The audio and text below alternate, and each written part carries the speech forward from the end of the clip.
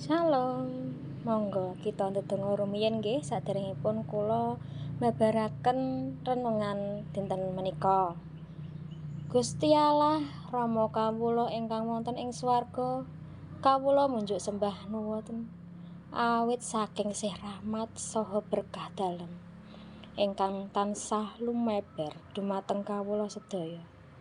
Ing wekdal menika kawula badhe nampi sabda dalem lumantar renungan singkat.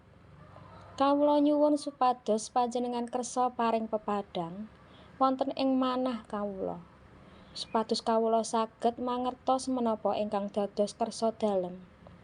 Mugi-mugi sabda menika saged dados wonten ing margi ingkang leres. Wonten ing asmanipun Gusti Yesus kawula njuk donga. Amin. Renungan dinten menika judulipun wani nilaraken dosa. Kapendhet saking Matius 18 ayat 8. Mekaten, menawa tanganmu utawa sikilmu dadi sandungan tumrap kowe, kethoken lan buangen. Amarga luwih becik tumraping kowe urip kanthi tangan kuthung utawi buntung katimbang karo tanganmu lan sikilmu karo-karone wutuh, nanging kacamplungake ing geni langgeng. Ayat menika katingal keras atos sanget. Nanging Gusti Yesus boten gadhahi kersa supados kita ngrusak raga kita piyambak. Menika mujudaken paribasan utawi metafora ingkang gadhahi makna jero babagan prioritas ing gesang rohani. Wonten sawetara piwulang ingkang saged kita pendhet saking renungan menika ingkang sepindhah radikal marang dosa. Gusti Yesus paring piwulang bilih kita kedah nggadhahi sikap ingkang tegas dumateng dosa. Ngethok tangan utawi sikil tegesipun kita kedah wani ngethok utawi nilaraken pakulinan, pepenginan utawi sesambungan ingkang saged mbebayani iman kita dhumateng Gusti. Ingkang kaping kalih, aji-ajining kasuwargan. Ayat menika ngengetaken bilih kaslametan nyawa lan gesang langgeng menika reginipun langkung awit tinimbang menapa kemawon ingkang wonten ing donya.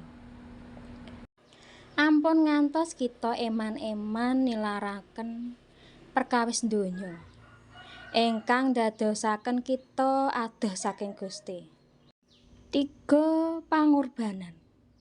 Kadangkala derek Gusti Yesus menika mbetahaken pangorbanan.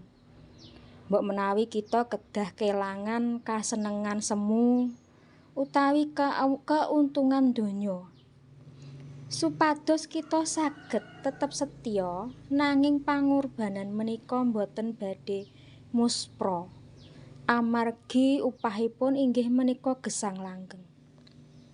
Mekaten renungan saking kawula, monggo kita ndedonga rumiyin. Gusti Yesus kawula asring ringkih dumateng godaning donya. Paring ana kekiyatan dumateng kawula supados saged tegas nilaraken sedaya pakulinan utawi pepenginan ingkang saged ndadosaken kawula dhawah ing dosa. Kawula pengin langkung nengenaken gesang rohani lan kasetyan dumateng paduka tinimbang sedaya kesenengan donya menika. Mugi-mugi paduka tansah nuntun jangkah kawula wonten ing gesang anyar menika. Kebak berkah wonten ing asmanipun Gusti Yesus Kristus kawula ndedonga. Amin.